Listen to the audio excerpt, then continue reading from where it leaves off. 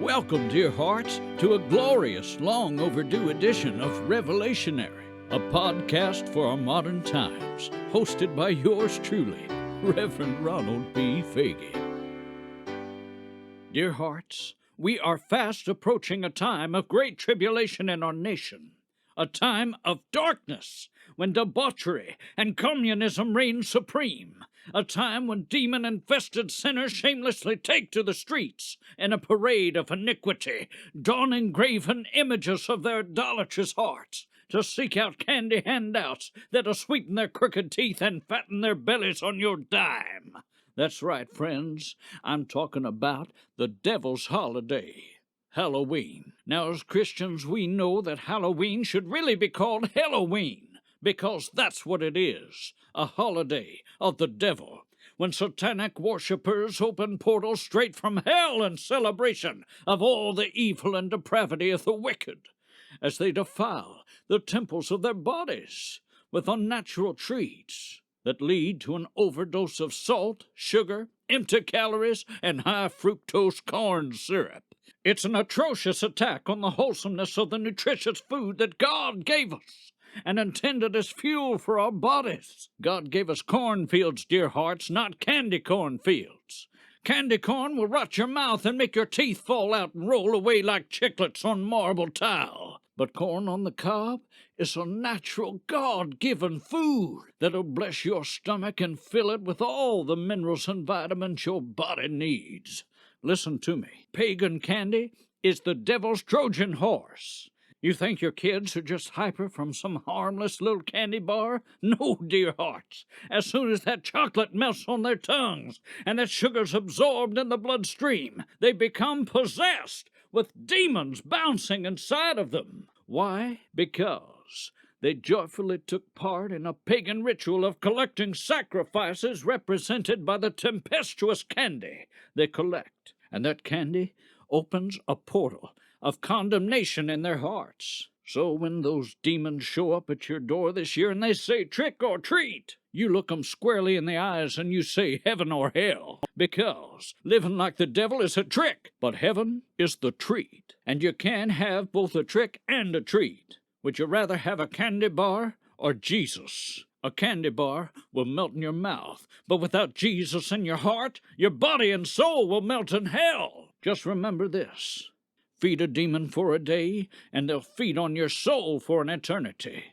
But teach a parent to plead the blood of the Lamb on their ovens, and you'll eat wholesomely for a lifetime. The problem with America today is that not enough parents are willing to take the time to teach their children how to eat right and fuel the sacred temples of their bodies with a wholesome God-given buffet. And if you don't have access to a buffet, then you'd better stock up right now while supplies last on our Faggy Survival products, available only on our website at www.faggyministries.com. Right now, for just $144, we're offering the Reverend Faggy's Bucket Buffet, which are loaded with all the essentials of rice, chicken meals, potato puffs, faith, and protein. And for every 10th bucket buffet you buy, we'll give you an extra 25% off on your 11th bucket. Also, for a limited time, you can purchase Stanley's Mountain Mover Bundle, which includes 4 Reverend Faggy Bucket Buffets, a 1-year supply of Miracle Manna, 1 jar of John the Baptist Wild Honey, 4 bottles of sparkling holy water, 4 bottles of the Blood of Christ Communal Grape Juice, 1 container of the Blood of Christ Communal Wafers, 1 Doomsday Butter, and 1 container of Tribulation False Freedom Wipes for an economical bargain of just $844.23. Glory! That's a bargain of 7% off the regular price. Now you say, Pastor, what about Bambi's Christian Baking? That's got to have sugar and calories. Friends, listen to me.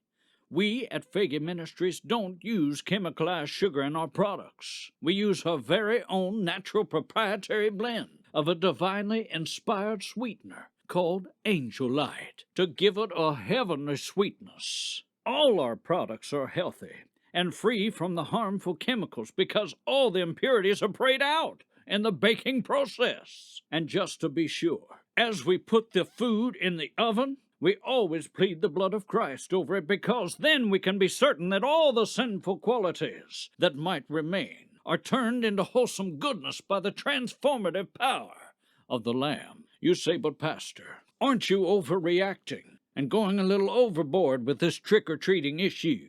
My kid isn't dressing as a monster. They just want to go out as something harmless like a princess or a Noah.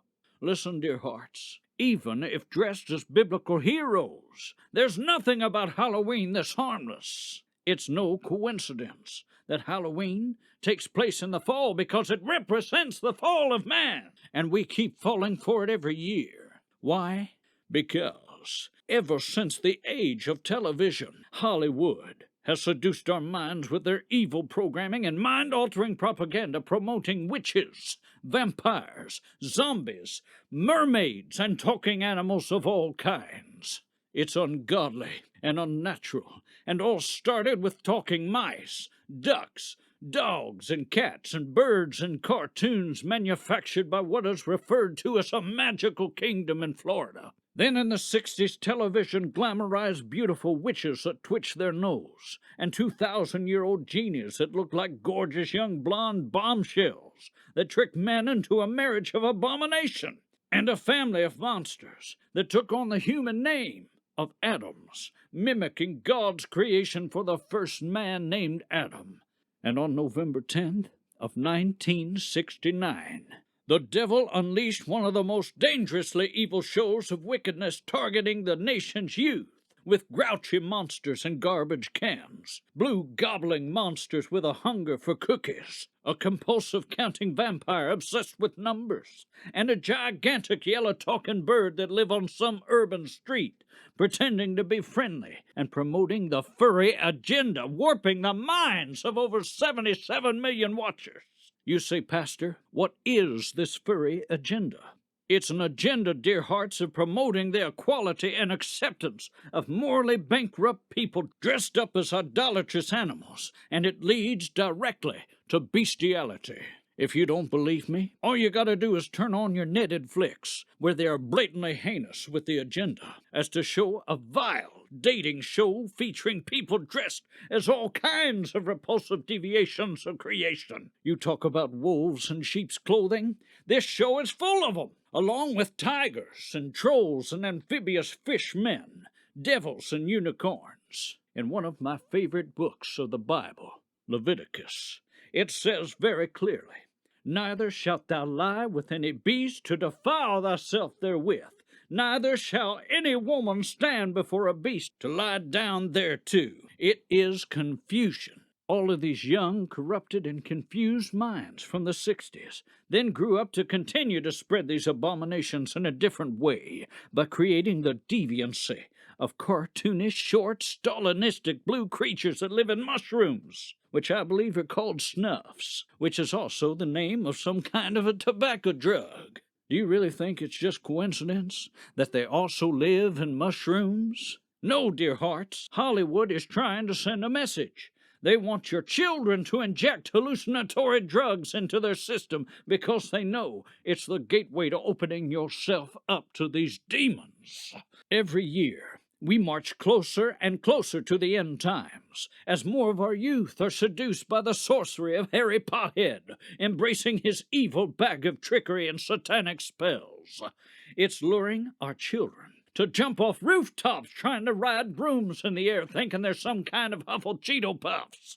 And the madness doesn't stop with witchcraft either. In the late 2000s, we were also inundated with a series of movies romanticizing blood-sucking vampires that sparkle in the daylight. Could there be anything more disgusting, vile, and unnatural than drinking the blood of another human being? If you have a taste for blood, dear heart, then you'd better only be drinking the sweet blood of Jesus. And friends, the only thing that should sparkle in the daylight is if you're on a picnic eating crispy fried chicken from our friends down at the Crystal River Diner. Not only do they have the tastiest chicken you'll find in paradise, but they also offer one of the most wholesome buffets in the country, with the largest selection of meat and potatoes.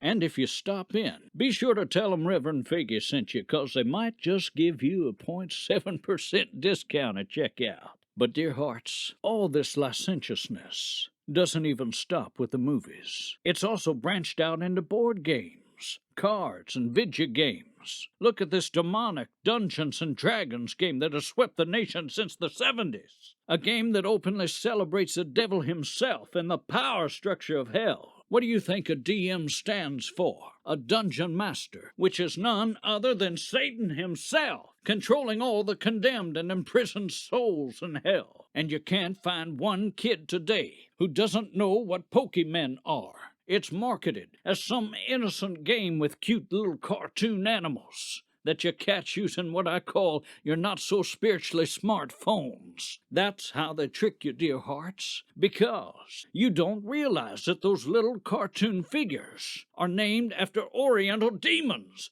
that are teaching your kids to poke each other. These movies and games are like a chia pet for your kids, growing nonsense out of their brains. And every time you connect to the internets and watch those evil shows and play those video games on the computer and phones, demons can travel right through the Wi-Fi, and there's no kind of antivirus or anti-malware that will get rid of them.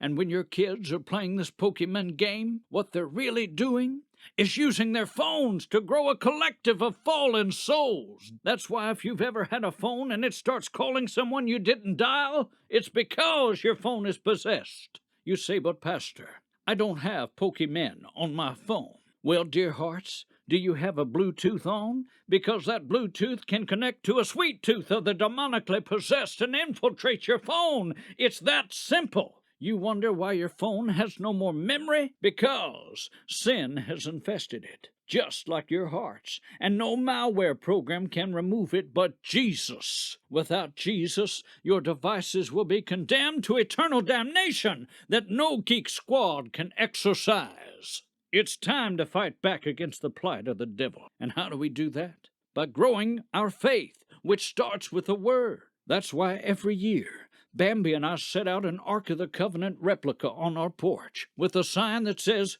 "Goodies" inside. And as these little demons come up on our porch and they pry open the lid thinking they're going to get some little morsel of chocolate, instead they find Bibles and figure tracts. And the moment they uncover that lid, a voice recording plays which says, "Dear heart, you've touched the holy ark. Prepare for God to smite you." And right after that, you hear a strong burst of thunder. As Bambi flips her porch lights on and off, you should see how fast those candy baggers run from the truth of God.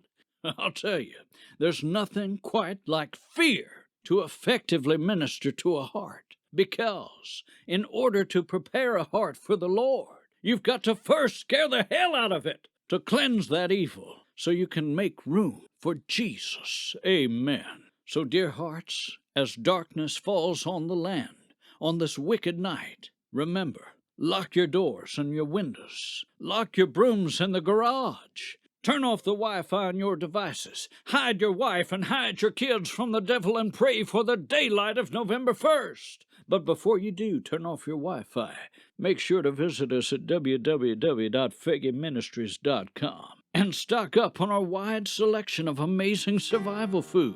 And also take the opportunity to grow your faith by planting a seed of faith. Bless you, dear hearts. Stay safe.